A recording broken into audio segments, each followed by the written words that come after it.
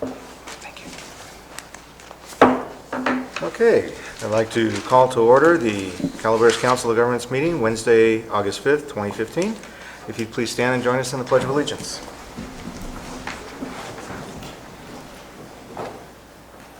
I pledge allegiance to the flag of the United States of America and to the republic for which it stands, one nation, under God, indivisible, with liberty and justice for all.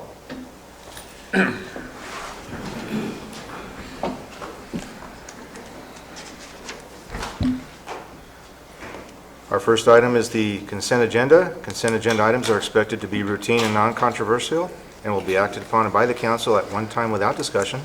Any council member, staff member, or interested party may request that an item be removed from the consent agenda for further discussion. Do we have any council members asking for items to be pulled? Mr. Chairman, I have some corrections to the minutes of the June 3rd meeting. They should reflect that I was absent and that Councilwoman Follendorf was the alternate attending. And then secondly, on a number of action items and motions, my name should be deleted. And I assume Councilwoman Follendorf probably voted for them, but whatever the vote was. Okay.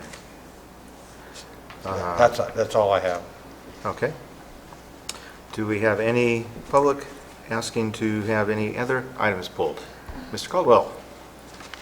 Thank you, Mr. Chairman. Gary Caldwell, Valley Springs. I would ask the Chair to pull items 3, 4, and 5 for discussion, please. Okay. Thank you.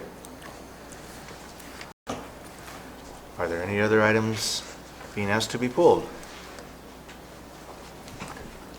Seeing none, I would ask for a motion to approve with the corrected minutes items 1, 2, and accept the correspondence as the consent agenda. So moved. Do I have a second? Second.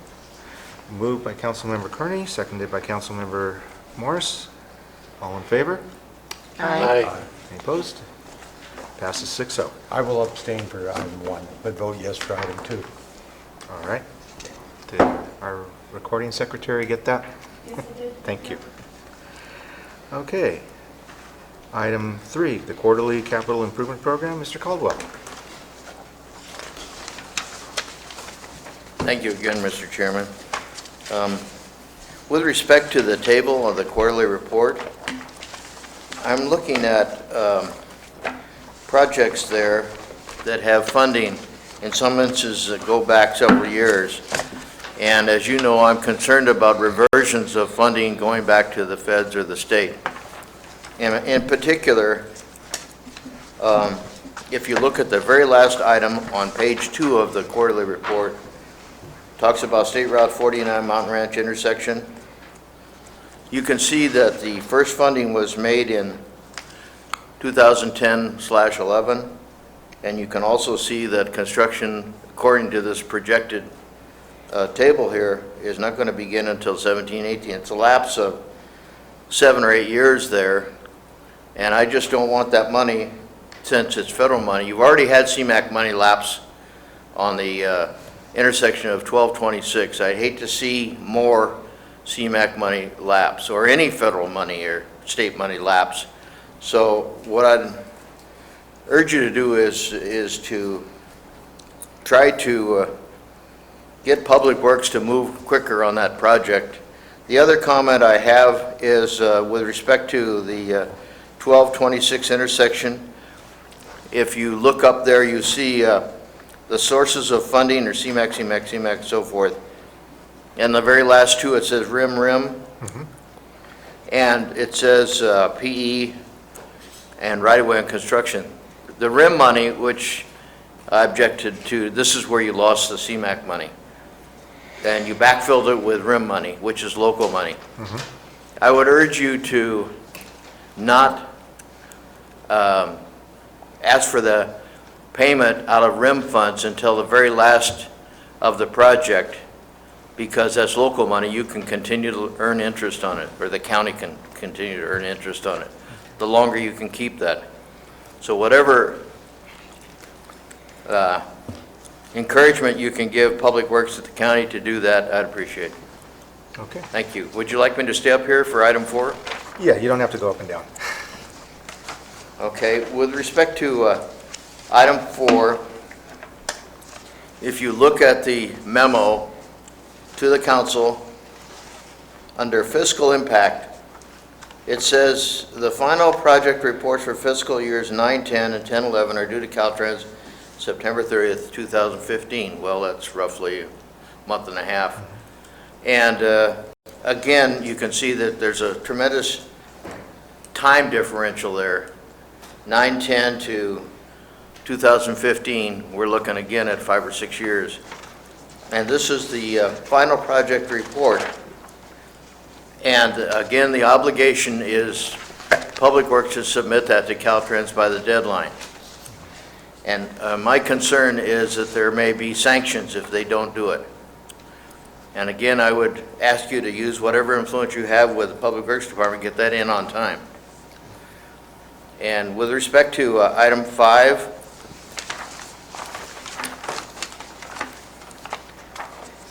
this is a similar predicament that Calaveras COG was in. I'm sure you remember it. 3 years in a row, fortunately, the executive director here at the COG was able to negotiate with San Joaquin COG to loan them the money so that it did not lapse. Mariposa County appears to be in the same sort of a situation. And again, it's a loan. It's not, you know, they're not giving this COG the money, even though they may be losing it if they don't do something with it, because Caltrans demands that they either use the money or they lose it, which I think, personally, I like that if you don't use it, you lose it. And again, because this COG was in the same predicament, I would urge you to approve that, so not just because the City of Angels can make use of it, but because Mariposa County is in a similar situation that this COG was in. Thank you. We asked and allowed Mr. Caldwell to pull item 3, 4, and 5, but are there any other comments to be made on item 3, the quarterly capital improvement program? Item 4, the resolution approving the allocation of California OAS funding for the $446. Or the minute order authorizing the executive director to execute the exchange agreement. Seeing none, as a consent agenda, I'm asking for a motion for items 3, 4, and 5 to be approved. So moved. I'll second. Moved by Councilmember Ponte, seconded by Councilmember Combs. All those in favor? Aye. Opposed? Passes 6-0.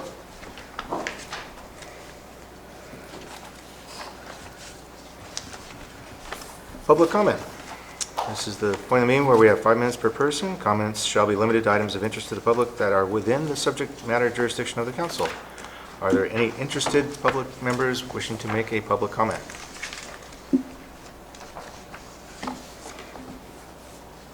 Seeing none.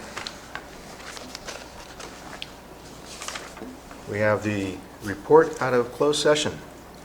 The closed session we held in June, there was no reportable action taken, however, direction was given. Pursuant to that direction, I'm asking for a motion to authorize a 5% increase for the executive director effective April 18th, 2015. So moved. Oops, go ahead. Moved by Councilmember Morris. Do I have a second? Second. Second by Councilmember Kearney.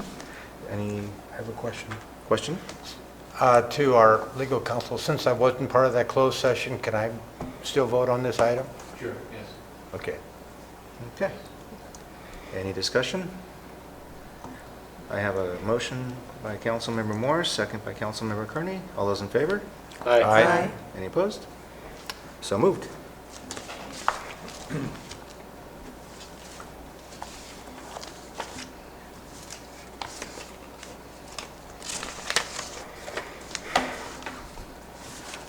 We now have the citizen member appointment process. This is presented by Carly Kane. Thank you, Chair. Staff recommends a couple of your presentations from the interested citizen member applicants. Staff further suggests address consideration of applications and the appointment of one citizen member and the consideration of one additional citizen member alternate. And the Calaveras Council of Governments has received 4 total applications for consideration. One applicant, Kathy Topol, has pulled her application for consideration. Okay, and it is my understanding that the public member position itself is for 2 years, the alternate is for 1 year, and the voting members of the council are the 2 Board of Supervisor members and the 2 City Council members. So Jim and I, we get to listen in and share in the wisdom. Yes. All right, I believe we said that we were going to do this in alphabetical order. Mr. Cantillano, would you like to come forward? Hello, I'm Justin Catalano. I'm 34 years old. I'm a proud parent, property owner in West Point. I have been observing transportation and transportation projects my entire life. I hold a bachelor degree in automotive technology management from Pennsylvania College of Technology. I worked as an automotive technician and worked my way into management. I started my management career at New Jersey Transit. At New Jersey Transit, I was a foreman. I was responsible for the safe and reliable transportation of the public. My daily responsibilities included routine maintenance on over 200 buses, distribute work to over 50 union employees, communicate with the control center on bus incidents such as breakdowns and accidents. One garage I thoroughly enjoyed working at was Howell Garage in Howell, New Jersey. We housed over 200 buses. 76 of those buses were compressed natural gas vehicles. Howell Garage has one of the most comprehensive, fast-fueling compressed natural gas stations in the world. In 2010, I was given an opportunity to help a startup in San Francisco. I was very interested in the intensive transportation infrastructure being developed in the financial district where I worked. The San Francisco Trans-Bay Project is one of the largest transportation projects going on in the U.S. right now, and I've had the opportunity to observe it intensely for the past 5 years. A recent project in Calaveras County that I observed was the repaving of Route 26. I use that road daily. I was even driving on it the day that the road operators, the road crew, drove a piece of their equipment off the side of the road. When I heard of this opportunity to be a part of the COG, I felt it would be a perfect way to expand my interest and knowledge of the transportation industry and to fulfill my desire of being a contributing member of the community. I want to learn and grow from experienced individuals who share the same interest in the transportation field as I. I'm hardworking, honest, and a dependable person. I can be counted to show up and complete assigned tasks. I have been present at all COG meetings since December of 2014. I have served on one SSTAC meeting, and I have attended a funding workshop for transportation projects in June of this year. I want to help plan and get funding for transportation projects and programs in Calaveras County. Thank you for your time and consideration of me in this position. Thank you, Justin. Next person we'd like to ask come forward is Timothy Muteries. Good evening. My name is Tim Mutertes. I live in District 3, Arnold. Last October, I resigned after serving 24 years as a state director with the California Association of Realtors. The last 3 years was as a trustee overseeing a $30 million budget. I've decided to refocus my volunteer efforts closer to home and hope you'll give me serious consideration. Unless you have questions, that's it. Thank you. I think we're going to let them present, since I've done this, in order, and then we'll come back and ask questions. Okay. Mr. Williams. Good evening. My name is Rob Williams. I'm from Valley Springs. I've lived in Valley Springs for over 25 years. I recently retired as an elementary school principal in the Modesto City School District. I'm interested to serve on the COG committee, one, because I saw the ad in the paper, and two, George Dondero and I are very close friends, so George and I talked about the committee. Actually followed him when he was on the board as executive director. I'm interested in safe, improved roads, but particularly for cyclists. I bicycle every Tuesday and Thursday with 12 retired cyclists out of Stockton, and we ride the Wallace Burson areas every Tuesday and Thursday, along with weekend rides in the same area. I'm currently the District 5 Park Commissioner for the county. I'm working with the Calaveras Arts Council right now, trying to keep them afloat. If you've been reading the paper, we're in deep trouble. This weekend I cooked over 300 chickens for the Arts Council to make sure we can make some money to keep the Art Council alive. I'm currently the chairman for membership for the Stockton Bike Club. Prior to all this, I was a park commissioner in North Lake Tahoe, and for 12 years I was a Modesto Rotarian, and my contribution to the Modesto Rotary was to be on their foundation to dole out money in Stanislaus County. Currently, my week as a retired person, I ride my bikes twice a week. I babysit twice a week. I'm working diligently with the Calaveras Arts Council. Right now, we're promoting the concerts in the park. As we sit, the concert's going on at Turner Park. Next week is at Valley Springs School. We have a grant that we just got, so I'm working real hard with getting corporate money to fund Animalscapes. It's our brand new grant for the Arts Council. I love the county. I'm working really hard right now to get involved, and I think that's why I came to you tonight, is I'd like to take my retirement time and contribute to our county. I'm interested in the road improvements. I'm interested in economic development of our roads so that tourists can flow and cyclists can ride. I'm also interested in safe school routes. As a former school principal, I know how important it is to have safe school routes, and I think I can contribute there. So thank you, and I appreciate you considering me.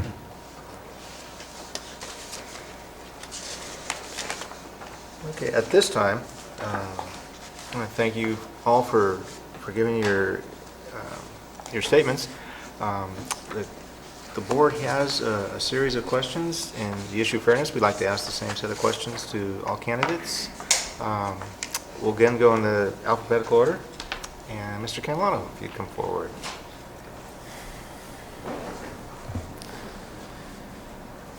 I can go down this direction. Would you like to ask the first set? Yep, I just have one question. In terms of public agency boards, commissions, not necessarily transit-related boards, but do you have any experience being affiliated with a public agency in a decision-making capacity? Yes. At New Jersey Transit, I was responsible for making decisions on a daily basis. No, as a governing board, though, not as an employee. As a governing board? Yes, like you would fulfill your responsibilities if appointed to this board, where you oversee policy issues and not necessarily day-to-day implementation of the work product.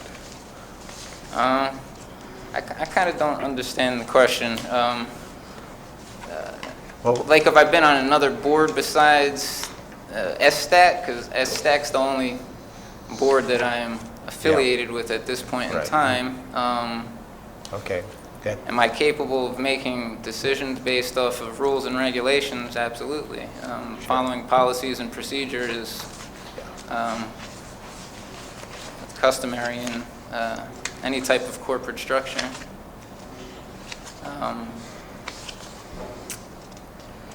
Okay, that's fine. Yeah, okay.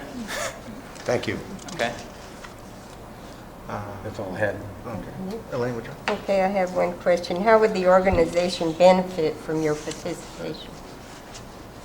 The organization will benefit from my participation, from my extensive knowledge of the transportation industry, and my love and dedication for it. And I moved to Calaveras County because I'm interested in living in a rural community, and I would like to see the infrastructure grow accordingly, but maintain our rural way of life out here.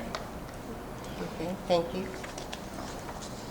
You mentioned the Highway 26 repaving last summer, Yes. which I'm particularly interested in, especially lately. But what did you think of that project, and how, if you're on it a lot, you probably saw it a lot?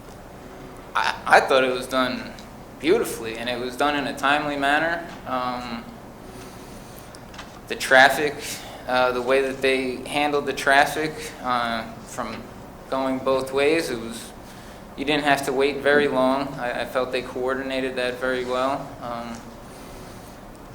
It was clean, and I thought they did a very efficient job. I don't know, the cost factor of it, but, they did an excellent job.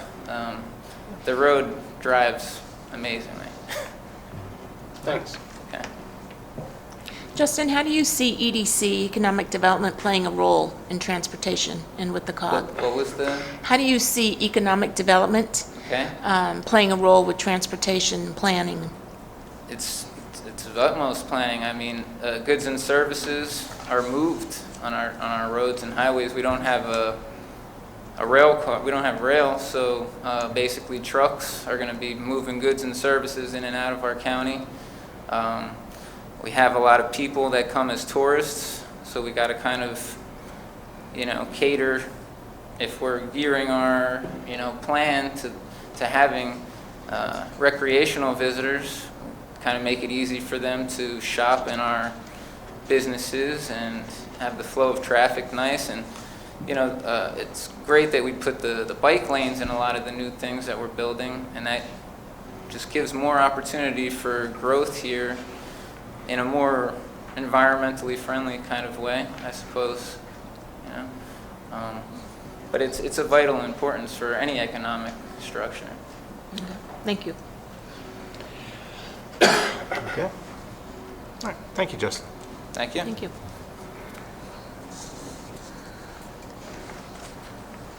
Come on up, and we'll let you have the same questions. Wes, would you? No, I have no questions at this time. I have the same question. How would the organization benefit from your participation? Well, I'd like to think that my 20-plus years of experience working in the committee structure and process and using common sense and making good decisions would benefit all. Okay, thank you. We have to ask basically the same question, right? In the issue of fairness, I'd like Yeah, to, yes. within fair restraints. And I can do that, Mr. Mudrides. Take a project like Highway 26, where they repaved it, and it was an extensive project last summer that went on. How would that affect, how is the handling of that project and other projects like that affect the touristy flow that we have in this county that's so important? I did not witness a lot of the paving on 26. I can speak to the paving that went on in District 3. Let's go for it. They did a good job. There were some delays because they were using, from my understanding, is they were using a little different material this time. So there were some weather constraints that fell into place, but it turned out quite well. And once it was over, everybody was real happy. Thanks. I have a couple questions because your statement was brief. So I would like to start with what interests you about this position on COG? The future of our county, as you well know, my wife is sitting on your planning commission, and the future of our county is tied not only to the planning commission, but also to this group too. And I'd like to see, we've been hogtied for quite a few years, and I'd like to see some quality growth in the community so that the community can thrive and benefit. Okay. Can't So do that without the roads. Yes, and that kind of ties into the EDC. So, you kind of answered that question. That was my next question is how does EDC, from your perspective, support or influence transportation planning? Absolutely, yeah, tied together. Okay, thank you. Jim, do you have any questions for the candidate? Dean? Yes. No. Okay. Wes? go ahead. Perhaps in the interest of fairness, I should ask the same question I did the previous candidate. Looking at your submission, you have quite an extensive resume involved in some charitable work and certainly the Board of Supervisors, Board of Realtors. Have you had any experience serving on a public agency, board, or commission where you're just functioning as a policymaker? Yes and no, not a public agency, but I did start a nonprofit in the county, a housing affordability fund, where first-time home buyers can receive grant funds, and that program is still running. I'm no longer on that board, but I did start that in 2002. Thank you, Mr. Menendez. Thank you. Mr. Williams, Back. again, would you like to ask your? Yes. Okay. Let me just get my paperwork straight. Okay. Again, the same question to you. Have you had any prior experience serving on a board or commission related to public agency Oh, issues? sure, the Park Commission for the county. Yes. Yeah, I've been on the Park Commission representing Steve's district for over 3 years, even though right now we're in a lull period, but there's been 2 years of public meetings with set agendas and reporting, back to the County Board of Supervisors, so that's the most recent. And then I think the Arts Council is a formal body, it's a nonprofit, but we have agendas and we follow Robert's Rules of Order, so yeah. Right. Exactly. But the Park Commission would be the most relevant to this. Okay, thank you. Yeah. Hi. Hi, I have how would the organization benefit from your participation? I think that's probably the one answer that's easiest for me. I'm a people person, and I think of trying to bring resolution to when there's conflict. So I see myself being somebody that can come and be a good listener and contribute to the whole county. But then there's another piece having to do with roads. I've ridden every road. There isn't a road that my road bike hasn't taken me on, so I know the bumps, the hills, and the flat parts of our county. So I really do know our community very, very well because of my cycling. And with that, I think with your new bike and walking plan, I think I can be a major contributor to getting the word out to the schools on that. I think I can help with identifying the needs. And I have about 300 bike riders behind me that use our county as a playground. I don't know if most people realize Tuesday, Thursday, Saturday, and Sunday, if you drive your car over to Lake Pardee and Park, you'll see cyclists from Stockton, Lodi, and Galt. This is their playground. I didn't realize it until I retired.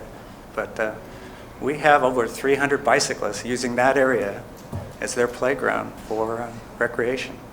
But I think I can help our county make sure that those cyclists are safe and our drivers are safe.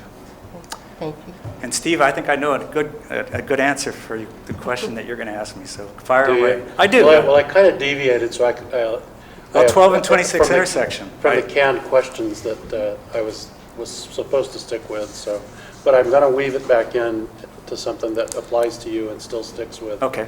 what I did for the others. If you get a project coming in the future like the Highway 26, the lengthy project, and I know that you're a cyclist because I see you doing it, how important is it to make sure that those projects also include areas for our recreation along? I've traveled extensively, and when I travel, we bicycle. So we just recently were in Amsterdam. To see how Amsterdam organized their roads to accommodate cyclists, would be my dream. So I do think there has to be careful planning about having a right-of-way for cyclists. I think it's level 3. There's 3 levels for bike lanes. But I do think we need to be thinking in the future. There's an economic development aspect to cycling in this county. I don't think people fully realize, people leave the valley to come here to bicycle, whether it's Amador or Sonora. But anyway, I think you have to think about, okay, this road's not just for cars, it's also for cyclists. And I'm also concerned about walking trails. Even Valley Springs, we were part of the Park Commission was looking at how to get a walking trail across behind the Valley Springs Fitness Center to Marvell's, but you have to carefully think it's not just about cars. Thank you. Yeah. I did want to address the problem of 12 and 26, but we can talk about that another time. Boy, we could probably wait on that. Yeah. So expand a little bit on my question with EDC and transportation planning. How Well, important do you think that is to the process? tourism is such an important part of our community. When somebody comes up Highway 4 driving over the Wagon Trail Road, that concerns me. When they come into the intersection, is it well marked? Do you know whether to go left or right? So I think our roads have to be well presented. Our communities have to be organized in a way so that people know where to go. So I think there's a connection between the two. And currently, I think there's work. You are on the right path. I saw it on the agenda tonight. Thank you. Yeah. Any further questions from council? Thank you. At this point, as I said, we have 4 voting members, so I would ask that the motion and second come from the floor. Do we have a motion to approve a citizen member at large? This is a 2-year term. As noted, this expires actually December 31st, 2016. So it's actually about a year and a half actually, but it's a December 2016 expiration. Are both of them for that period of time? One was a permanent, one's an alternate? The way it's written, I believe we can put it that way. So we can vote for 2, we're voting 2 in, a permanent, the primary attendee at the And the alternate. and then an alternate. Correct. And I would say, because they're 2 independent minute orders, I would ask for one and then the second. One at a time. One vote at a time. Well, I'm For the- asking first for a motion to get a citizen member appointment. The If primary. The 4 of you for the primary, and then I'll ask you for the vote. And both will serve until December 31, 2016. 2016. I Okay, think that's appropriate. all right. It's tough, really. It is. I do want to say thank you to all 3 of you candidates Boy. for coming forward. Every one of you, I think, will do an outstanding job in whatever you go for. So I'd like to make a motion. I would make a motion to bring on board Justin Catalano as our primary. I found that when he first applied some time ago, it was kind of a process to where a few questions were asked, and we had, I think, some issues with another applicant not dropping out and that sort of thing. And so he was encouraged to participate and learn more. And I have found in the last 6 months that I've been impressed that he's attended meetings. He's been very observant in attending our workshops and finding out more about COG. And I think he brings a youthful voice to COG. I think he has experience in the area of transit that would, be helpful overall. I think people need to start at some point when you're younger to get involved in government and be able to actively learn and participate, and I see that in Justin. And I would make that motion to bring him on board as our primary. I would second that motion. Okay, we have a motion and second for Justin Candelario to be the primary public nominee this evening. Any further discussion by council On this particular candidate, or? on this particular candidate motion? Yes. Okay, I'll call for the vote. I vote no. All those in favor? Aye. Yeah, All those in favor? Vote yes. Okay, I hear 3-1. yes. Okay. So that is approved. Now I'm asking.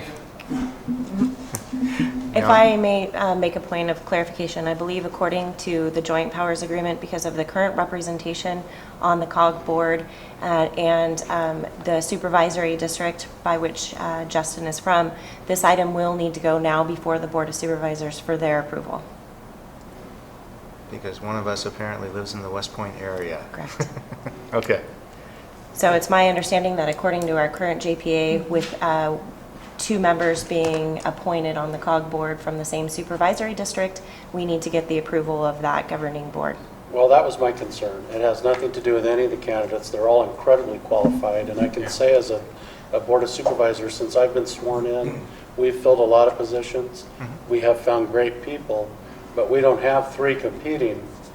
We're usually thankful that we found a qualified person to fill the slot, and tonight we're in an unusual position. And I want to bite through my lip for saying this because I've been pushing people in my district to get involved like crazy since I've been sworn in. But when I looked at the membership of the COG board, the area in that greater Arnold area is not represented here. We have a person, as you just said, from District 3, Chris Wright's district, is that what you're telling me? Or 2? Okay, and so now we could have another one there. We have we have the supervisor from Copperopolis, plus a representative from Copperopolis. I am from the west end of the county, and the Angels Camp is obviously represented, as said. And that's why, it's certainly not an insult to who was just nominated, but I have concerns that we forget any part of the county when something comes up. So that's my 2 cents. And, Thank you. yeah. Okay. We are now at the point where we want to have a motion to approve the alternate citizen member. Well, I move the alternate be Tim Euderdes. Okay. We have a motion for Mr. Munides. Do I have a second? I'll second. Okay. Moved in second. Any further discussion by the council? No. Call for a vote. All those in favor? Aye. Approved, 4-0. Thank you, and I just would And I like to thank the candidates and look forward to working with the ones we just appointed and hope Mr. Williams will continue to come to our meetings and be an Yes. active voice. And please look for something else because we need people like you to do stuff for us. Thank you.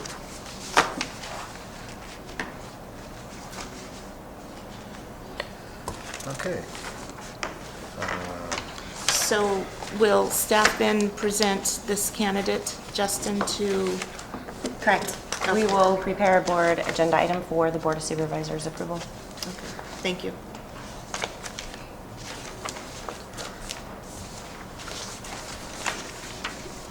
Okay. I think they turned the heat on. Item number 10, adoption of the final regional bicycle, pedestrian, and safe routes to school master plan and initial study and mitigated negative declaration. I do not see Ms. Collins here this evening, so who is I stepping up will for her be set? taking over this item and doing the best to fill in for Amber this evening. All right. Staff recommends the approval of the final bike and ped master plan. This item was first released to the public on April 29th. The draft was released to the COG board on May 6th with a presentation from our consultants at Alta Planning. So with this information and the presentation of the final draft, I would request your approval of the draft. I'm sorry, of the final master plan. Discussion by the council. I just have one comment, and it has, I thought the whole report was very well done. And my comment has nothing to do with the content of it, but as I was reading through the document, more carefully this time, under the existing conditions part of it, there was nothing in a legend or nothing in a definition that defined the different types of bike trails until you got into the infrastructure recommendation part of it. That's when they had the little sketch and diagram of what each type of bike trail was. So anyway, I just found that a little bit puzzling until I got well into the document to figure that out. Okay. So if there's a way to add that in a legend perhaps someplace, that would be my only suggestion. Okay. Is that possible, or is this it? We're actually This adopting is, the final. we're requesting adoption of the final. Yeah. So we would probably need to take this back and reconsider the report, and I could see if that's possible. Okay. Are there other comments or questions regarding the plan? I Ms. just, Pond? along those lines, is that I remembered, and I'm looking at it online, so maybe in the format, is there a map that identifies some of these routes? I thought I saw Yes, a map there- at one They should point. be in there in the tables. Okay, so will that, again, I'm looking on the internet, so I don't know, maybe in the paper copy there is a map that identifies these routes, and that was my Should be on the only. internet copy, too. Yes, absolutely. And then we Okay. are still working on the bike and ped, the interactive web map. Okay. That would identify the existing facilities and then planned facilities. So And that that's will something be that we're currently working on. inclusive- That will Correct. be included in the final? That will be included. There are maps of the locations that are proposed in the final, but that's a separate project. The interactive web map project is a second project that Okay. we have identified in our overall work program. Okay. So as long as that map is included, like I said, I'm looking at it online. Okay, and are you don't- looking for the map of the existing facilities or the planned The facilities? planned, And I'm not sure if there is a map of the planned facilities. okay. I thought I recalled seeing that, but I've seen a lot of maps here lately. If I could, in section Out 4, there. like page 430, different areas of the county Yes. have different blow-ups. Yes, They do. Murphy's 435. Yeah. I think those are existing. yes. Oh, they do. Yeah, Thank you. that's what I see. I'm just looking online, like I said, I just didn't see it, just wanted to make sure it was. I just want to make inclusive. sure it was an existing Yeah. versus proposed. Thank you, that's what I saw, thank you. Were you saying that something could encourage us to bring this back? Well, I think if Councilman Cullen would like the addition of definitions for class 1, 2, and 3 bike facilities, I'll check with Amber and see, but we would modify the entire report, I'm sure, and then reprint. I'm not sure if we would have to recirculate it, but I can ask. I would assume know, not. I think it's Appendix A. What's that? It's Appendix A where it's defined, which is after the main bulk of the Yeah, as- report. Yeah, If you really read the legend careful, it does say existing class 1 shared use path, so that gives you a clue, it tells you. Right. And it does say bike lane versus bike route. So, once I saw the pictures and the diagrams, it makes more sense to me now. Right. So, I would say leave it the way it is. Okay. Okay. Any further discussion by the board?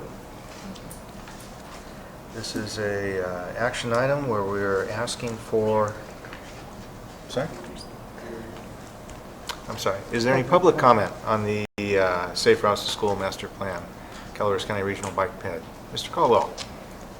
Thank you, Mr. Chairman. Gary Caldwell, Valley Springs. I, for one, think that more emphasis should be placed on bicycle accommodations on highways and streets. There's certainly not enough money to do everything that ought to be done with respect to accommodating bicycles and pedestrians.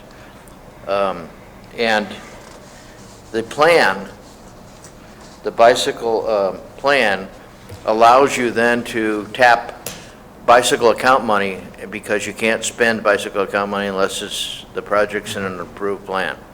However, that does not preclude you as a body from recommending to the County Board of Supervisors or the City Council people from Angels that they follow what Caltrans has adopted, what they're calling complete streets. And that says that they're supposed to consider, when constructing highway projects, the pedestrians and the bicyclists. And I would, as I said, I would like to see more of it because I think it's important. And the comment that Mr. Williams made about Amsterdam, it's incredible in Amsterdam. If you've ever been there, it's rows and rows and rows of bicycles parked along the sides of the streets. And because it's relatively flat there. And people do come to the foothills to ride their bicycles. We used to have what was called in those days the Sacramento Golden Wheelmen come to Amador County every year. We couldn't call it a race because our county council advises you can't race on public streets, but we called it an event. And they would have hundreds of bicyclists on our county roads. Unfortunately, the roads in Amador County are very similar to what they are here. You have a little or no shoulder, and a good example is out there between Gold Creek and La Cantana and Rancho Calaveras and Valley Springs. If you go along 26, the shoulder at times is probably less than 2 feet. You could not ride a bicycle along there safely and go into Valley Springs proper from your home if you lived in one of those subdivisions. So I'd just like to see more money allocated to the construction of bicycle and pedestrian facilities than presently is being done. And I would, as I said, I would ask you to recommend to the two decision-making bodies in this county that they include those in every project, that they include, including developers' improvements, that they require developers to accommodate bicyclists and pedestrians on all of their projects where they're making street improvements. Thank you. Thank you. Any further public comment? Any further council comment? We have a resolution adopting the Calaveras County Regional Bicycle Pedestrian Safe Routes to School Master Plan and adopting the initial study and mitigated negative declaration as an adequate and appropriate environmental document for the plan. Do we have a motion to approve this? So moved. Moved by Councilmember Carney, second. I'll second. Second by Councilmember Combs. All those in favor? Aye. Any opposed? Passes 6-0.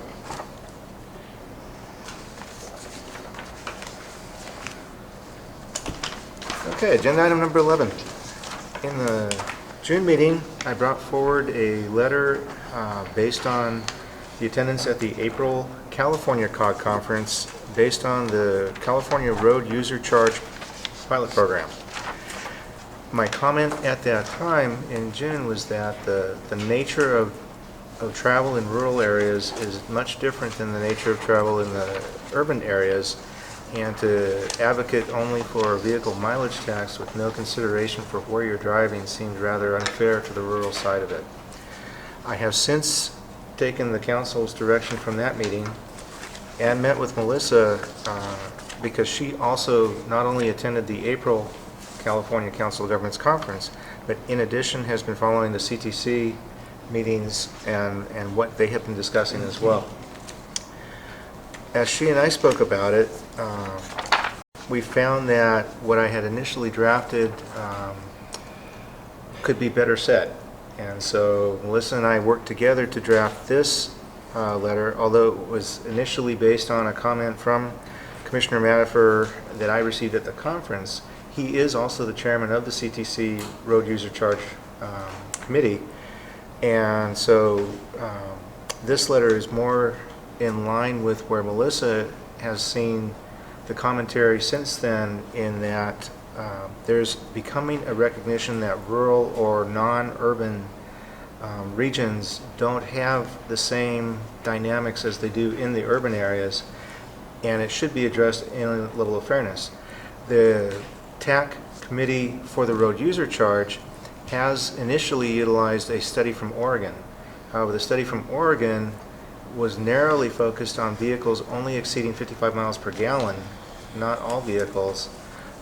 And even with that narrower subset, already daylighted the fact that the rural areas in their study would be paying roughly $50 more a year just based in on an average. And so it was already becoming apparent to them it's not an even-handed assessment. So again, talking with Melissa, and I've asked her if she would also consider this letter being a signatory to it as well. What we're asking for the board is to understand that there are three things that we've come to realize as far as consideration for rural equity, and that is to study the driving efficiency of highway versus city miles per gallon, because there is a definite difference in there. As I said, they referenced a study from Oregon that was much more narrowly focused, and we think that with the size and the impact on the state of California, a study specific to California should be done. And lastly, they had initial direction not to include a vehicle hourly tax. And in talking this with Melissa, it actually became apparent to me, even regardless of whether you drive up here, if you drive in the cities, there are times where you can drive in the cities at highway speeds. it really was brought to me in twofold. One, I've joked many times that the best time to drive to San Francisco is at 6 a.m. on a Sunday morning, because you can go right through, there's no traffic to speak of. But I was watching the Warriors in the basketball series, and a number of times they had the Goodyear blimp over 880 showing the Oakland Coliseum, and the traffic was actually flowing very smoothly down 880 during the game. Now, they didn't show it after the game, and they didn't show it before the game. My point being is that you could be on a specific section of highway, and it really depends on the time of day and what the dynamic has happened on that highway, if there was an accident or if there's road work being done, that changes the amount of time you spend on that highway. And that's true up here as well as down in the city. And as a result, in discussion with Melissa, although they at this time are trying to shy away from the use of time on the roads as a feature, my perspective on it is it mitigates the security issues or privacy issues, because the number of hours you drive, it doesn't matter where you drive, and it's the amount of time you're spending on the road, whether you spend an hour on the roads up here in Calaveras County or the roads in Sacramento County or San Francisco County. It really doesn't matter. You're spending an hour on the roads, you have an impact on those roads.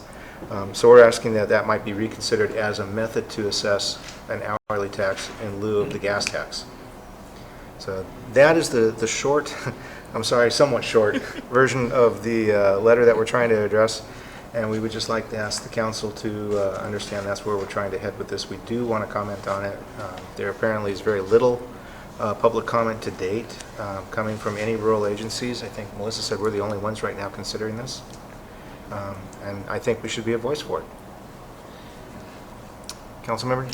I like this letter. It's better than the first. There's a little bit more interest to it from my perspective. I really liked how, your kind of introduction, I like how you took kind of a local angle to it as how it would affect us, in particular the Wagon Trail project, because that's our most current major funding project, and then offering some opportunities to look at the ruralness in the three areas here that you identify or think it's a good start to take a look at how it would affect the rural areas versus urban, etc. So I like the revised letter.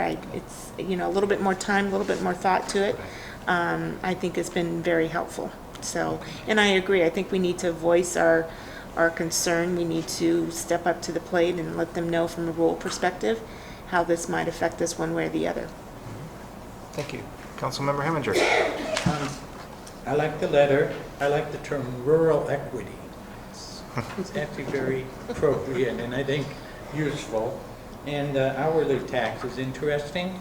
At first I was like, nah, that's a little crazy, but then you think about it, and you actually think about air pollution, CMAP, this stuff. If you start doing an hourly charge, it may encourage more people to drive off-peak hours. And actually, as I go through that in my mind, Makes sense. it actually would benefit the rural counties, but could have a much more positive overall impact on traffic patterns and other things.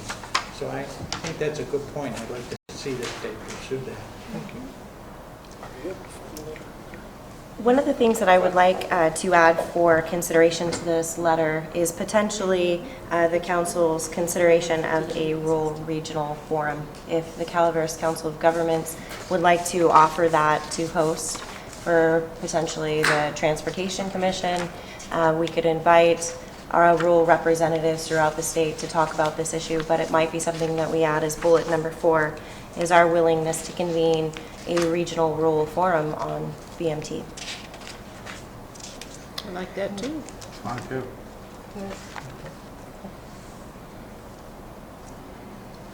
Any I think further? it's a very good letter. Thank you. I agree with what's been said, and I think we should go for it. Getting our 2 cents in. I echo all the comments. If you're looking for a motion, I would be glad to make a motion. Okay. Let me ask, is there any public comment on agenda item 11, the California Road User Charge Pilot Project? Mr. Caldwell. Got to get a spring over here. Thank you, Mr. Chairman. Gary Caldwell, Valley Springs. I looked at the letter, and of course, I've seen similar letters before. In fact, I may have been responsible for writing one at one time. We went, when I was at Amador and executive director of the Transportation Commission over there, we tried to get some money out of the commission. Not necessarily setting up the road tax or fees, because the engineering organization, the California Association of County Engineers, would always try to get as much money as possible out of the legislature or the commission. But one of the things that I would recommend, and this was because we wanted $20 million to do the Amador, what we called Amador bypass in those days, and we hired a lobbying firm. Not necessarily to make the presentation to the commission to get more money, but, because I did that, I made that presentation, but they were in the behind the scenes, and they were lobbying commission members and legislators. In fact, one of the lobbyists was Will Kempton up there, and you see the picture of Will up on the screen up there. And they were successful. However, we had to assure the commission that we were spending all of the money that we were getting. And again, I noticed the letter said something to it had the tone of, we're not getting, as a rural county, we're not getting our fair share. We have 95% of the mileage in rural counties of state highways, and only 5% of the funding comes to us, or something to that effect. And again, you need to spend the money that they give to you, which you're not doing. Obviously, you've had 2 reversions go back to the state, and they're not going to. It's not going to set well. A comment with respect to a process or a procedure would be, I don't know if any of you have been to London, but they have like a halo around London where once you enter the core of London, you pay a congestion fee. And so that's one way that it can be done, is that, okay, those areas that are congested, obviously this is not a congested area, but that doesn't mean that it can't be adopted by the commission or the legislature. The other is that when we were in Ireland, they have what they call motorways, and they have, around Dublin, they have a beltway sort of arrangement. And when we got to our next stop after Dublin, the B&B operator said to us, "Did you pay your toll?" And I said, "What toll?" He said, "Well, there's a toll on the, didn't you come the motorway?" "Yeah, we did." And I said, "There's no toll booth there." He said, "They take a picture of you. They take a photograph of your car, and you have 24 hours to go to a gas station and pay a toll. And if you don't do it within the first 24 hours, the toll doubles." And so we went down to the gas station and we paid our toll, and we got some gas. So there's another way to do that, and I liked it. Now, I didn't know I was being photographed, and there are a lot of people who have a problem with being photographed, with privacy and so forth. But I think that's an alternative that ought to be considered, where you don't stop, you continue on your route, and eventually you're going to have to go to a gas station. Of course, you have to go to a gas station anyway eventually, and you pay your toll fee. And somehow the Irish government finds out about it, and and you're taken care of. And I think that's an alternative that might be suggested, is to do something like that to collect some money. And appreciate the possibility to comment on a couple of different alternatives to the typical road fee and mileage and hourly rate fee. Thank you. Okay. Any other public comment? Do I have a motion to to have us adjust this letter as Melissa has edited with the form and send it on? Chair Combs, if I might just add one more thing. Sure. I wanted to point out to the Calaveras Council of Governments, the website that we have is the road charge website for the Technical Advisory Committee. If we scroll down, there's an opportunity where you can volunteer. And so one of the important pieces of the pilot program that they are engaged in right now is getting thousands of volunteers throughout the state to participate in the pilot program, which means track your mileage in some form or fashion, whether that be a phone app, whether that be GPS in your vehicle, whether that means paper, data tracking, but the CTC is looking for volunteers to sign up for this pilot program.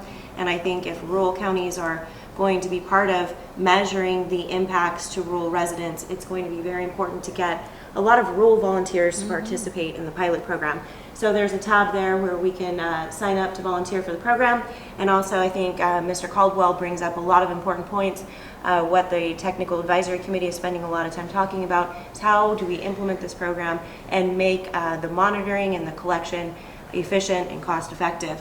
So there's also a place where you can go and provide comments about your experiences and recommendations that you might have. So I just wanted to make the council aware, if any of you are interested in being a volunteer for the pilot program, and also members of the public, they are looking for volunteers, and it's an important, critical piece, I think, to the pilot program and the impacts that this could potentially have on rural residents. And just a little bit of background information, there is not a lot of study at all in terms of the impacts to rural residents on this type of program. What I'm hearing most is people say things like, well, you're from a rural community, therefore you drive more, therefore you already pay more. But there's a lot of factors that can be considered in that equation that are not currently being considered. And I think Chair Gomes brought to light an issue that I had sort of taken for granted, because in the technical advisory committees, there's a lot of statements about impacts to rural communities that have already gone unquestioned. So I think the fact that we are commenting on this is very important. There's been little study. What study has been done is not applicable to the terms and conditions that California is looking at.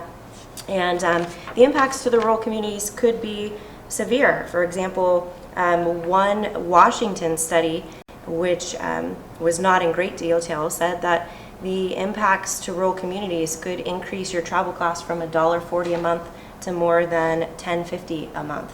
And so when we look at our local economies, when we look at the cost of goods, when we look at the number of our residents that travel out of county for work, and the impacts that that could have, if not evaluated carefully, when we don't have an alternative for mode shift. So we don't have the benefits of transit that our urban counterparts do. So I just wanted to point out those points, and then also refer everyone to the website to take a look and to comment. Public comment, please come forward. I'd like to comment regarding what Melissa just said.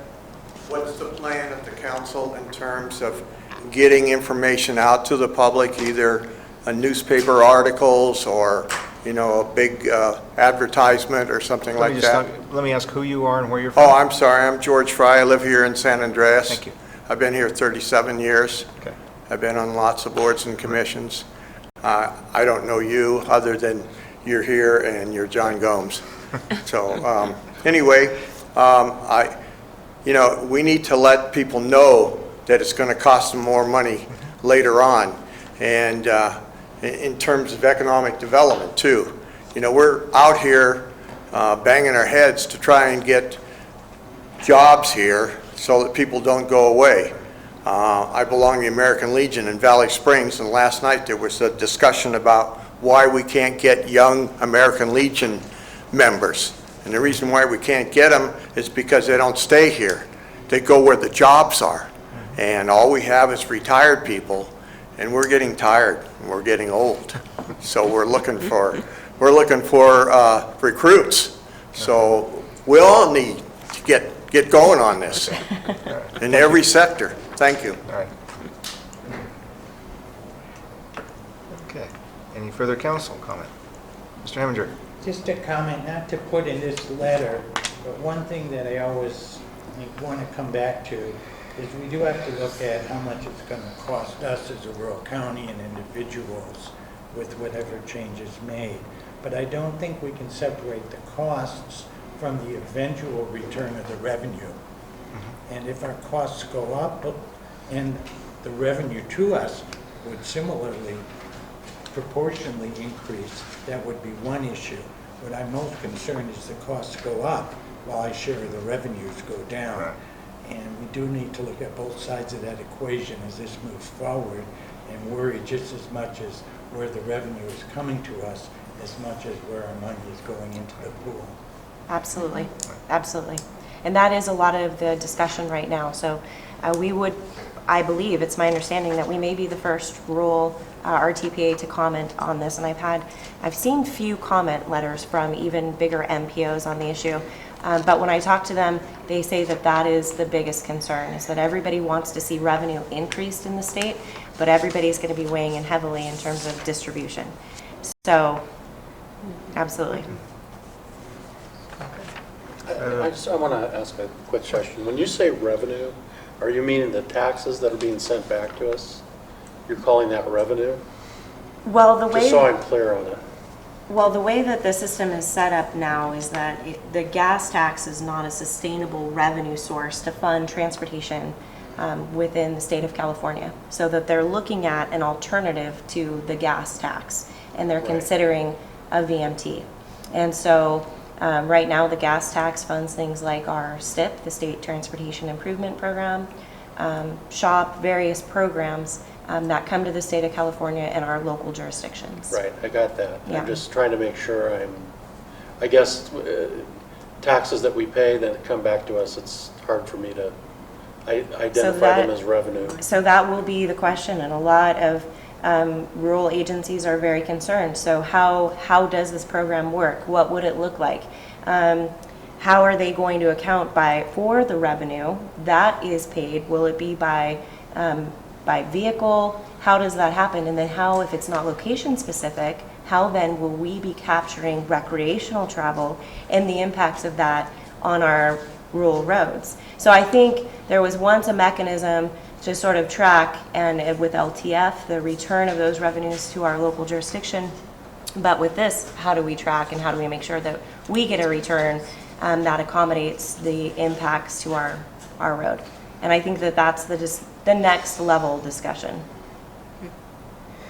The only thing about your letter that I would say, I mean, I like it, it starts thought, and I appreciate you going back to the drawing board and doing that.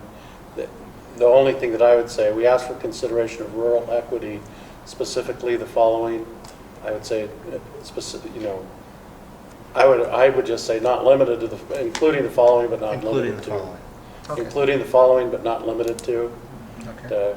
Because I think it's a whole group of discussion that, I mean, last November at a meeting I was at, everybody was going to have a robotic tracking device put on them and pay taxes. Now it's evolving a little bit, and who knows before they make this decision what it's going to end up being.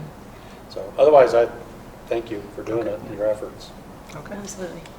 This is an action item. I'm looking for a motion to approve us sending this letter out as discussed. So moved. So moved by Councilman. Including Melissa's addition Form of offer. the rural county form. Okay. Do I have a I'll second? second.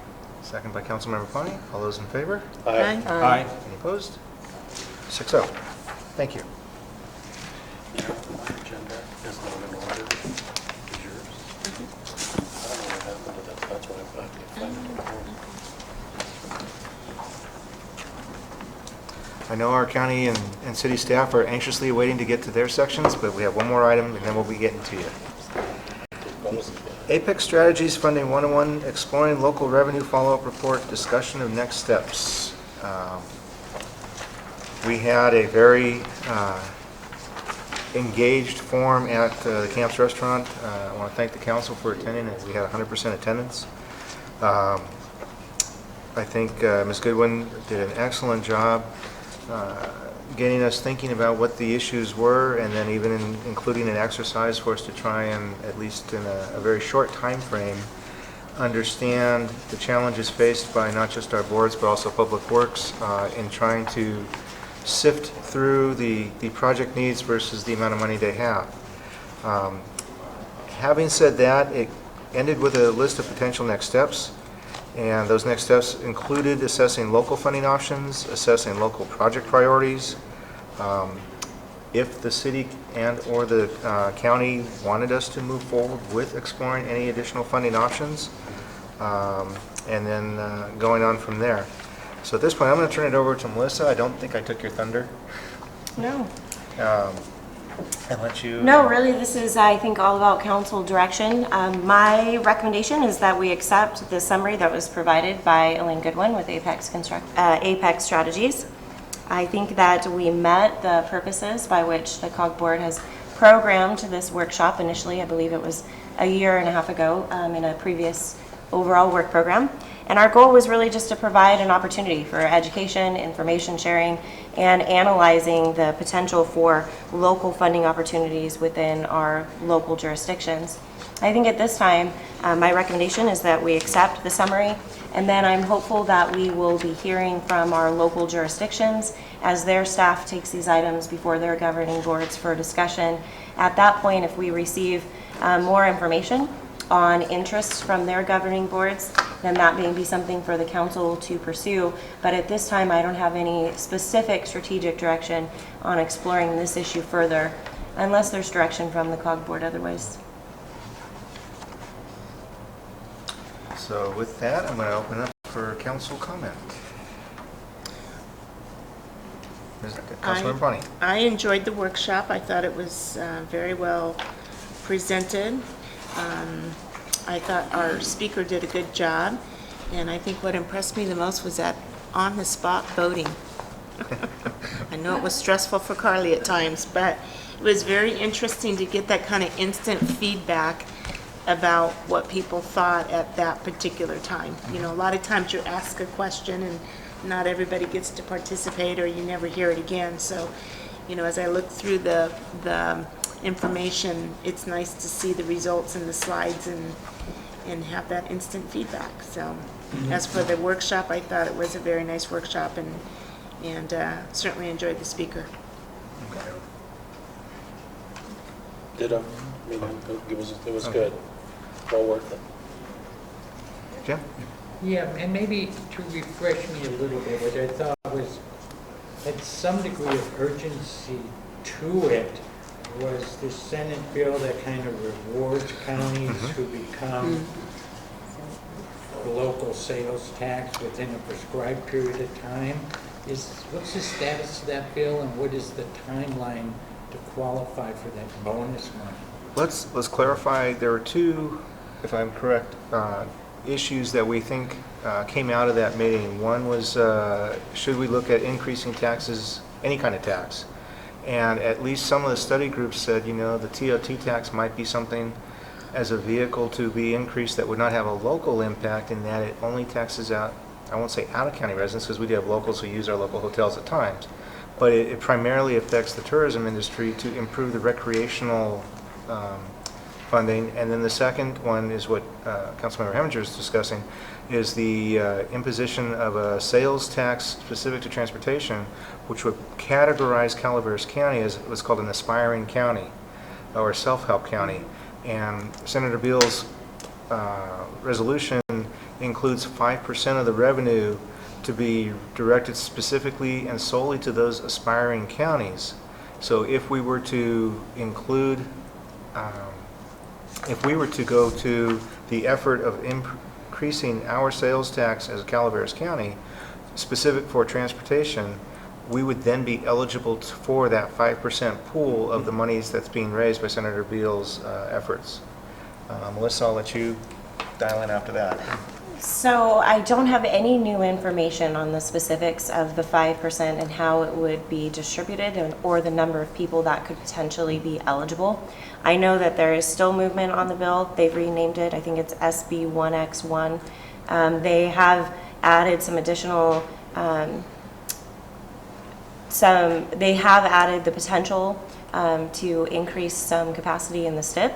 But as far as I know, I haven't heard of any details further defining that relationship.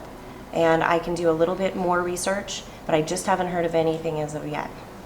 Great, I'm just interested in the timeline, so once things become final and there's a drop dead date, if you will, to qualify for that 5%, that we're aware of it and actually make the county, I guess, and the city make informed decisions about whether or not to pursue it. And it's going to be a lot of effort, time involved. So once we have a timeline, we have to begin moving one way or the other relatively quickly on that.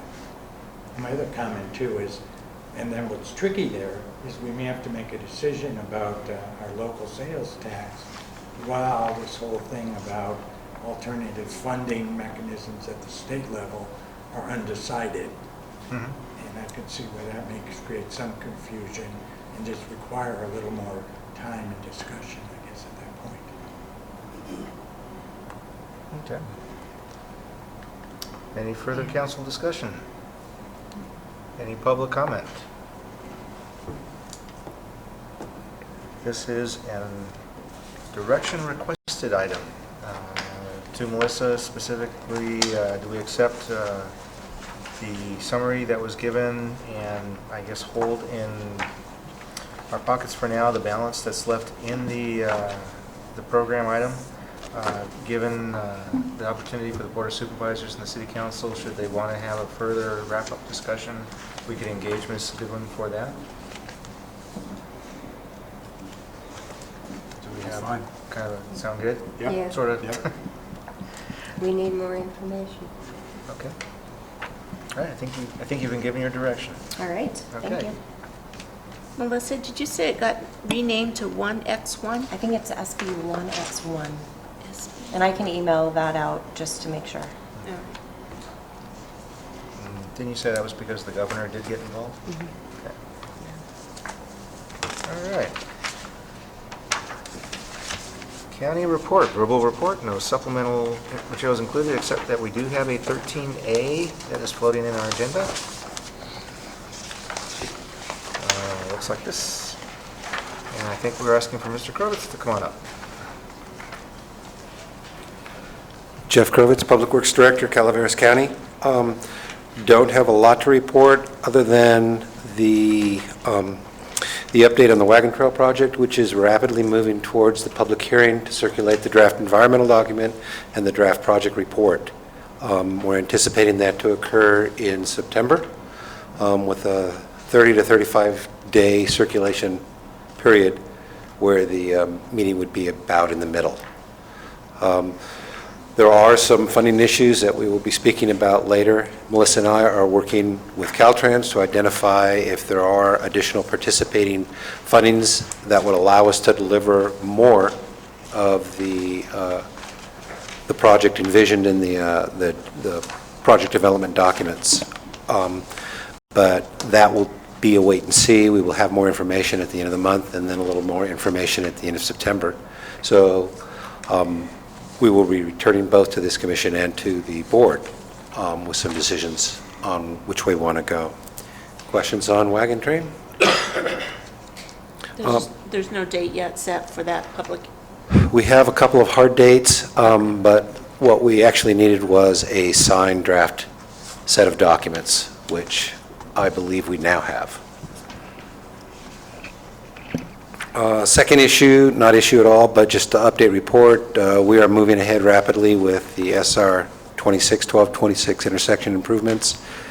Had a slight kerfuffle on Monday night that I wanted to bring up to the commission. The prime contractor is working essentially outside of the traveled way, not using traffic control.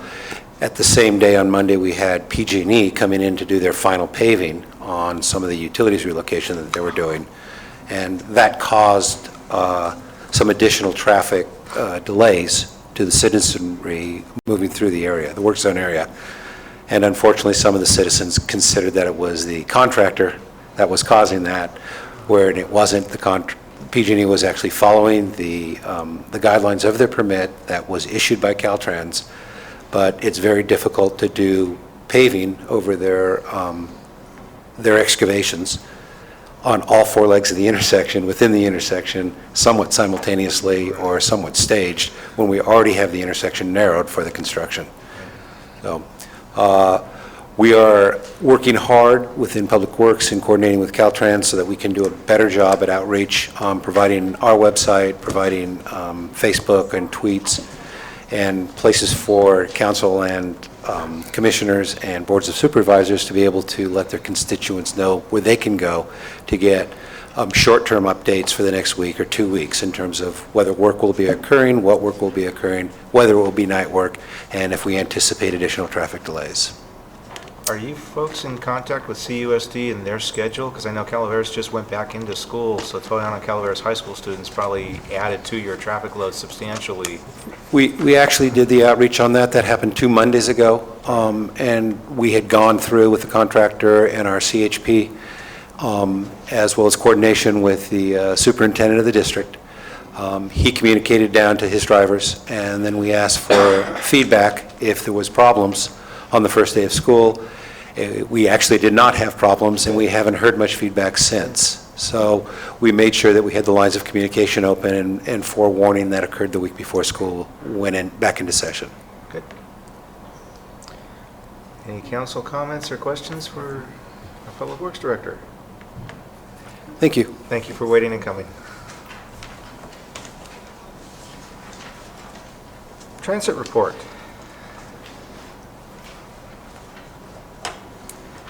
Good evening, Deborah Mullen from Public Works, Calaveras Transit.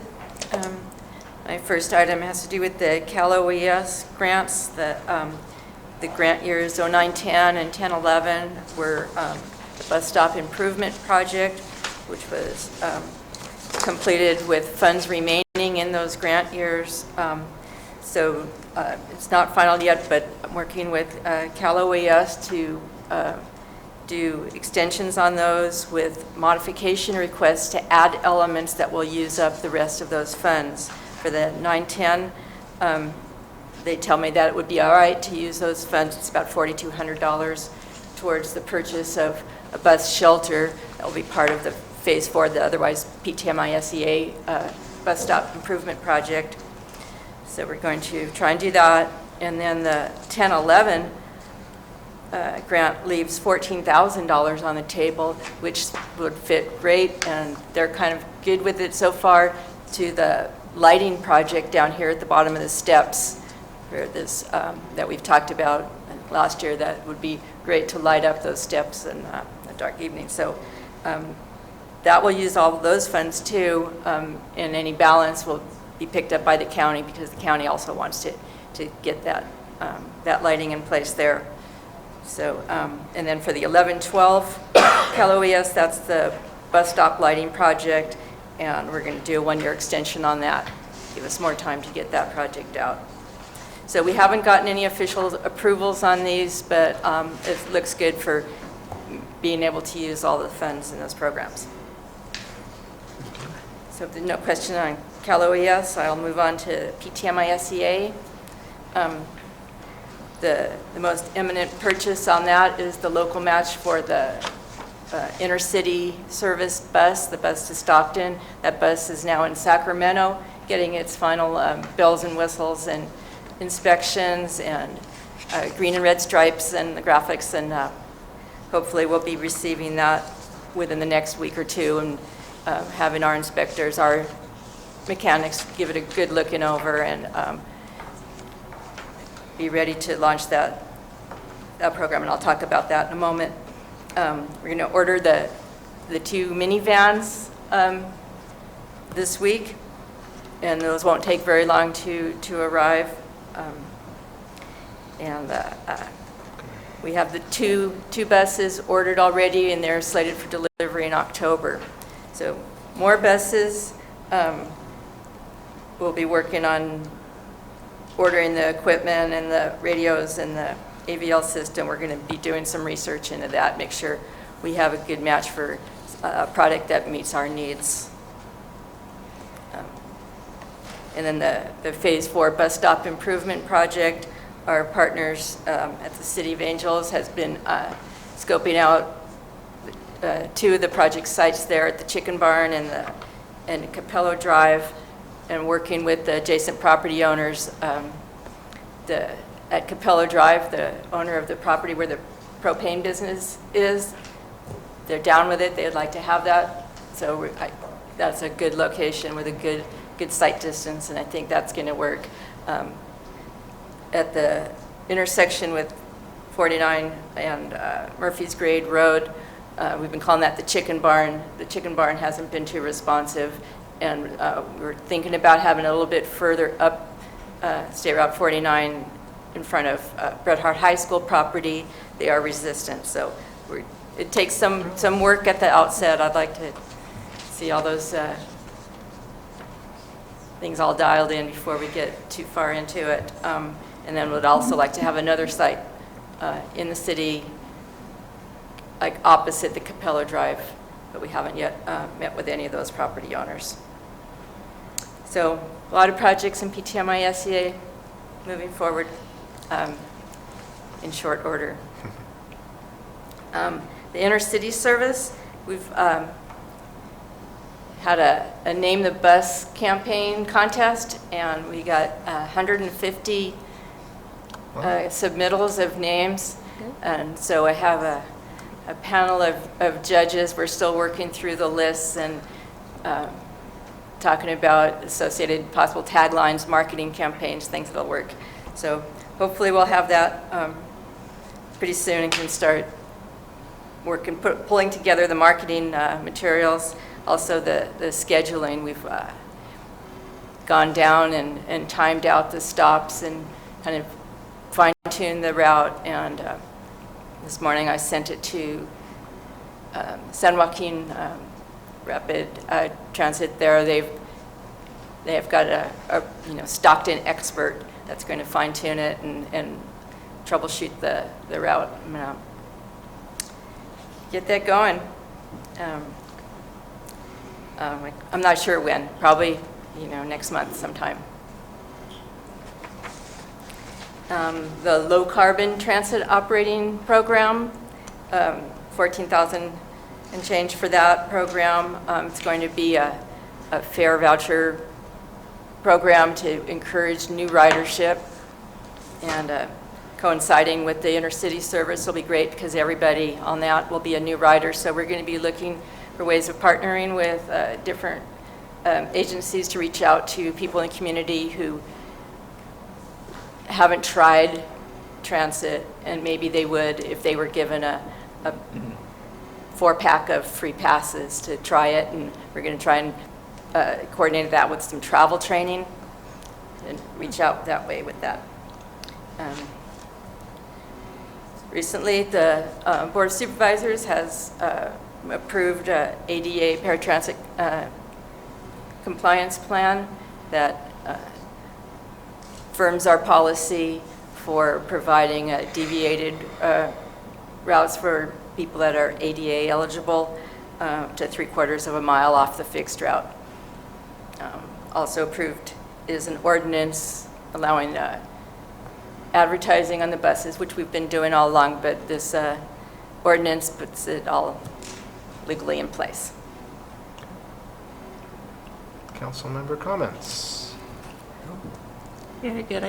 Deb, is there you mentioned with the route starting going to Delta College, are you working with, is it Sherry Rouge that kind of represents? I'm working with Sherry, and I've also met with Dr. Hartman, the president of Delta College, and she's been great. We've got, she put me in touch with their public information officer, who, when we launched this Name the Bus thing, he sent it out to all his media groups, so it would get published in all the Valley papers. It went out in an email to all the students, teachers, staff, and they've been really great. Good. So we're going to be working, and we're going to be manning a booth at the Welcome Back Day for students next week, and letting the Delta students, be looking for Calaveras residents attending Delta. So, and we're trying to gear the route to serve students. Good. Yeah. Thank you. Yeah, and Sherry's good. We're going to be working on some things to get the local Information kids out. And, yeah, good. Thank you. I have one final question, just a status update on the contract with paratransit. It's moving forward. I'm hoping to have it to the Board of Supervisors in September. Excellent. All right. Mr. Heminger? How much will the trip up and back to Stockton cost? $5 each way. It's reasonable. But you can buy a ticket book with it. I'll have a discount associated with it, Jim. Do it once, thinking. You never know. Never know. Thank you. Thank you, Deborah. Thank you. City report. A verbal report with no supplemental materials included.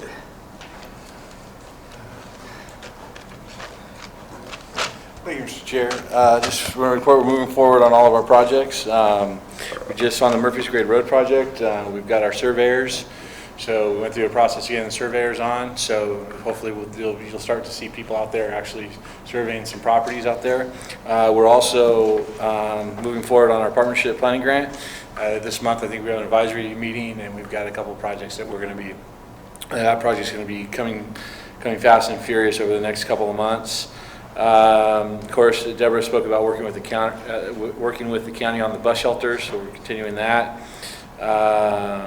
We still are going to be meeting with Caltrans to kick off the other partnership planning grant that we received for the downtown and get that started, and as well as the trail project.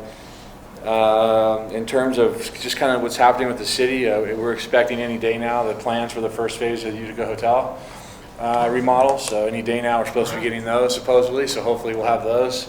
And I don't know if I mentioned it at the last meeting or if we hadn't gotten it yet, but we did receive an application from Mark Twain Medical Center for a project at Stanislaus Avenue. So, and just for sakes, we actually got 4 house plans in the last 6 days.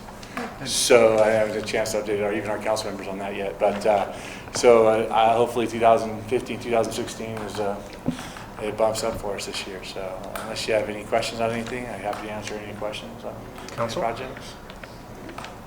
No? Thank you, Mr. Hanna. All right, thanks. Mr. Baker. Thank you.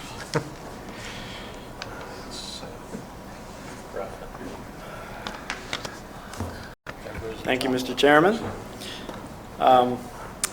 First item is our transportation planning grant program is coming around again.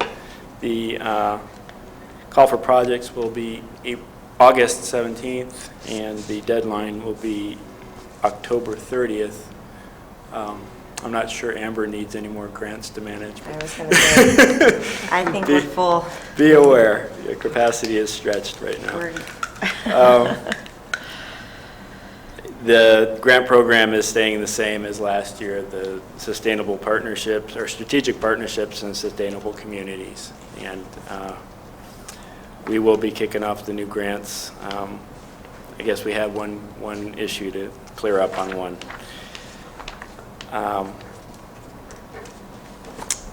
We had some comments on Complete Streets. I brought a copy of the Complete Streets Implementation Action Plan from the department. It's not brand new, but it's something we've been working on, and something that showed up printed, so brought you in one of those. And we have some brochures on that. Just to expand a little bit on some of Mr. Caldwell's comments, the Complete Streets approach is largely addressed in the bike ped plan. That's only a part of Complete Streets. Looking at transit is also a big component of Complete Streets. Where the department expects to see Complete Streets reflected more fully is in the general plan for the city and the county. There's a state law requiring major updates of the general plans to have Complete Streets approach policies. So his point of view that all county projects should be considering whether they're building streets as complete streets is something that we would expect to see in the general plan.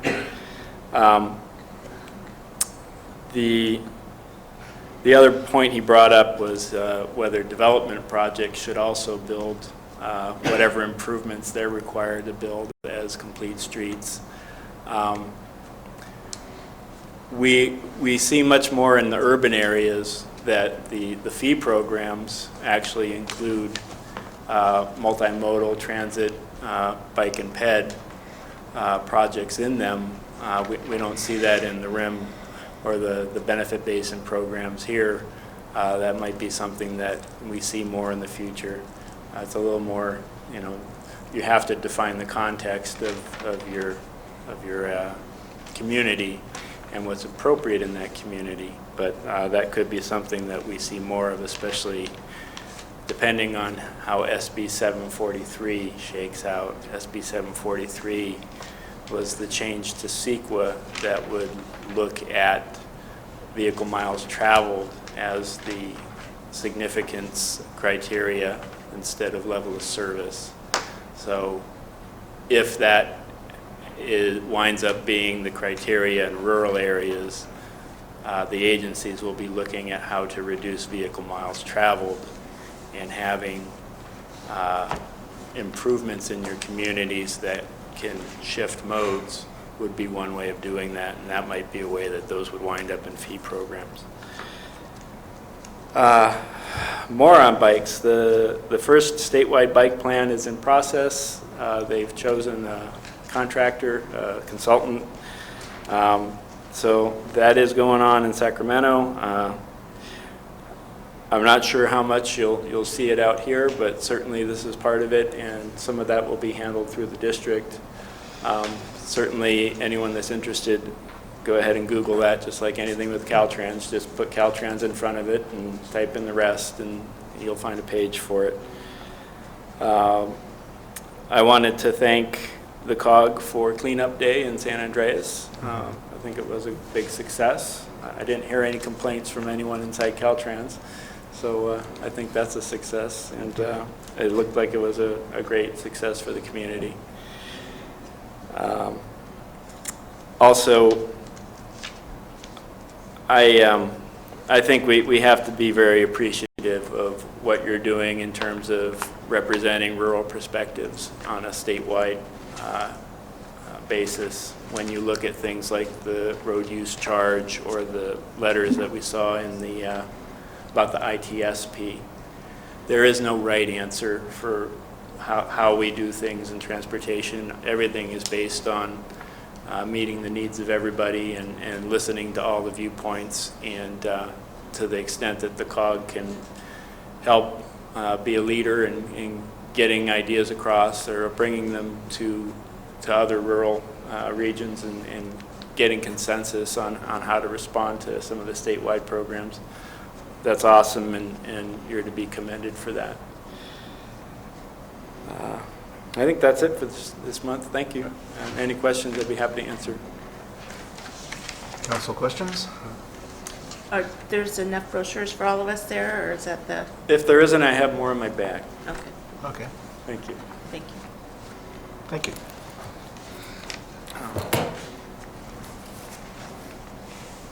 Staff reports.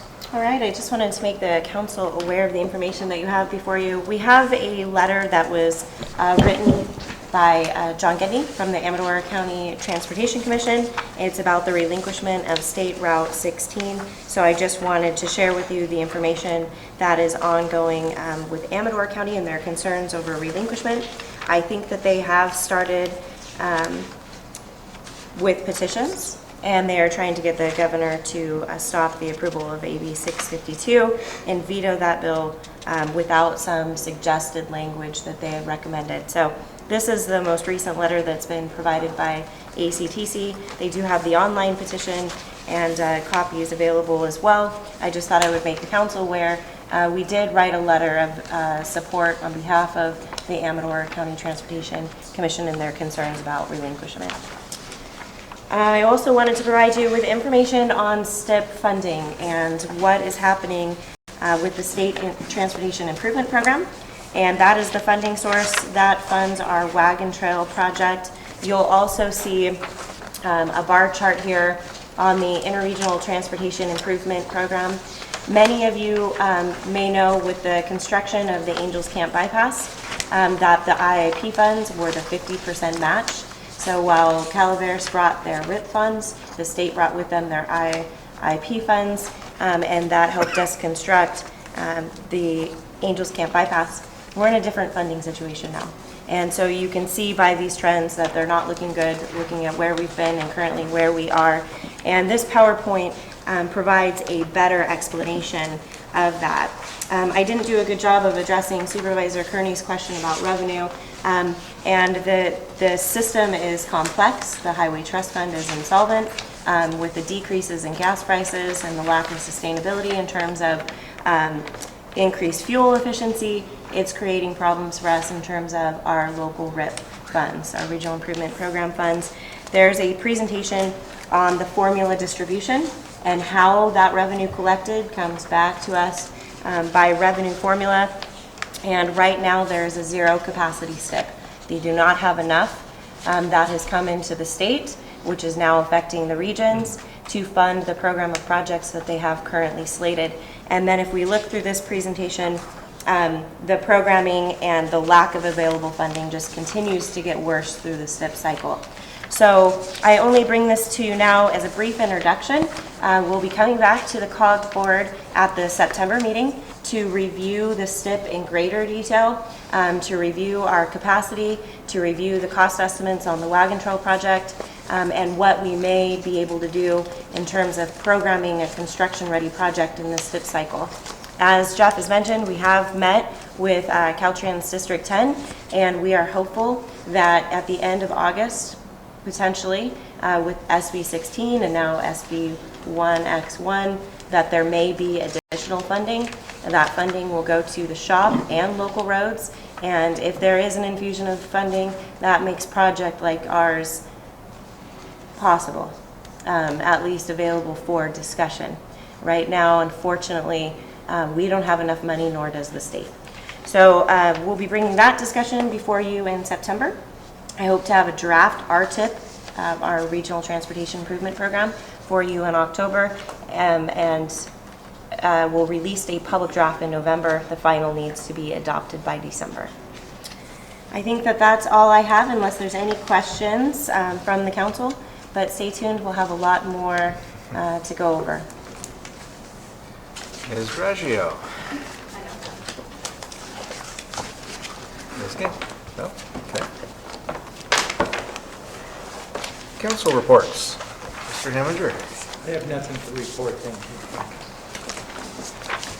Councilmember Punty. I don't have anything to report, but I do have a comment. I'd like to again ask that we maybe agendaize, looking at starting our meetings a little bit earlier than the 6:30 hour. Today's condition of the room just proves my point. We're not geared up for these night meetings, and I'm suffering over here. But anyway, would like to ask for some consideration of maybe a start time at 4 o'clock or something along those lines to try to capture more of a daytime hours as we're moving into winter.